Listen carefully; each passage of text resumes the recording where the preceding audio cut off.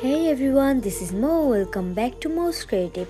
দিনটি হচ্ছে জামাই ষষ্ঠীর আগের দিন। তো প্রথমে আমরা মলে গিয়েছিলাম, সেখান থেকে কিছু কেনাকাটা করেছি। দেন আমরা গিয়েছিলাম দোকানে, সেখান থেকে কিছু শাড়ি নিয়েছি। আর একবার আমরা চলে এসলাম ষষ্ঠীর দিন সকালে। সকাল বলবো না, ঠিক দুপুর হয়ে গেছে। তো প্রথমে ফল নিয়েছি, আর তারপর আমরা নিয়েছিলাম মিষ্টি, রসমালাই, আর নিয়েছিলাম কালো মিষ্টি। আমাদের বেরোতে প্রায় 1টা বেজে গিয়েছিল। আমরা একটু লেটেই বের হয়েছি, কি আর করব বলো, দেরি করেই সব কিছু আমাদের দেরিতেই হয়।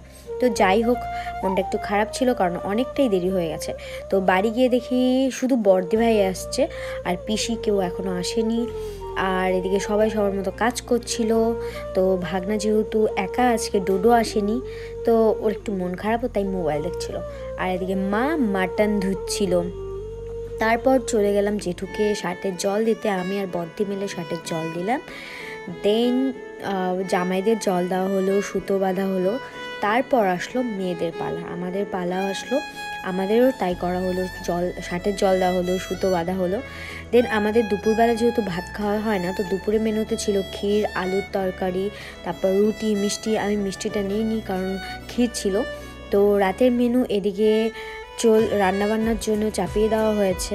আর আজকের কুক ছিল আমার বম্মা। তো বম্মার রান্না তো অলওয়েজ গুড, সে খুবই টেস্টি রান্না করে বম্মা, সত্যি অসাধারণ।